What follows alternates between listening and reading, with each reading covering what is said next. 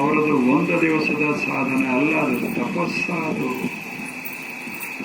ಒಂದು ದಿವಸಕ್ಕೆ 2 ದಿವಸಕ್ಕೆ ಹಾಗೆಲ್ಲ ಸಾಧನ ಮಾಡೋಕ್ಕಾಗ್ತದೇನೋ ಹೇಳಿ. ಈಗ ತಾವೆಲ್ಲ ವಿಶ್ವಕರ್ಮ ಸಮಾಜದ ಮಧ್ಯ ನೋಡಿ ಏನೇನು ಕೆಲಸ ಮಾಡ್ಯಾರ ಸಾವಿರಾರು ವರ್ಷಗಳಿಂದ.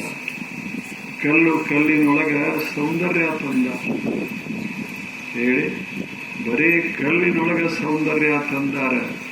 ಅಷ್ಟೇ ಅಲ್ಲ, ದೇವರನ್ನ ಕಲ್ಲೊಳಗೆ ಇಳಿಸಿಬಿಟ್ಟಾರ. ಹಾಗೆ ಮಾಡಿದ ಎಷ್ಟು ಅದ್ಭುತವಾದ ಕಾರ್ಯಗಳನ್ನ ಮಾಡ್ಯಾರ.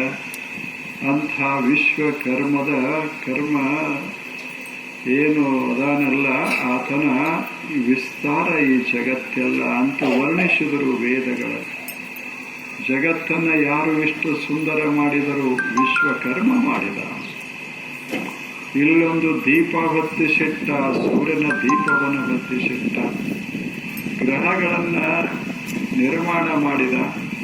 ಗ್ರಹಗಳಿಗೂ ಸೂರ್ಯನಿಗೂ ಸುಂದರವಾದ ವ್ಯತ್ಯಾಸವನ್ನು ಕಲ್ಪಿಸಿ ಈಗ ತೇಲಿಬಿಟ್ಟ. ಅವು ಲಕ್ಷಾಂತರ ವರ್ಷಗಳಿಂದ ಸೂರ್ಯನ ಸುತ್ತನೇ ಅದಾವ. ಸುಂದರವಾದ ಆಕಾಶವನ್ನು ಕಲ್ಪಿಸಿದ. ನಕ್ಷತ್ರಗಳ ದೀಪಗಳನ್ನು ಹಚ್ಚಿ ತೇಲಿಬಿಟ್ಟ. ಇಂಥ ವಿಶ್ವಕರ್ಮ ಜಗತ್ತನ್ನು ಅದ್ಭುತ ಸುಂದರ ಮಾಡಿದ, ಅಂತವರ್ಣ ಮಾಡಿದ. ಎಷ್ಟು ಕಾರ್ಯ ಯಾರು ಮಾಡ್ತಾರೆ ಅಂಥವರಿಂದ ಜೀವನಕ್ಕೆ ಸೌಂದರ್ಯ ಬರುವುದು. ಅಂಥವರನ್ನ ಗೌರವಿಸೋದೇ ಧರ್ಮ. ಅದೇ ಶ್ರೇಷ್ಠ ನಡತೆ. ಅದ ಸಮಾಜದವರು, ಇಡೀ ಜಗತ್ತು ಯಾರನ್ನಾದರೂ ಗೌರವಿಸ್ತಾ ಇದ್ರೆ ಯಾರು ಸೌಂದರ್ಯವನ್ನು ತರ್ತಾರ? ಮಾತಿನೊಳಗೆ, ಧ್ವನಿಯೊಳಗೆ ಯಾರು ಸೌಂದರ್ಯವನ್ನು ತರ್ತಾರ? ಕಲ್ಲು, ಕಟ್ಟಿಗೆ, ಮಣ್ಣ, ಬಂಗಾರ, ಬೆಳ್ಳಿ ಅಂಥವುಗಳಲ್ಲಿ ಯಾರು ಸೌಂದರ್ಯವನ್ನು ತರ್ತಾರ? ಅಂಥವ್ರು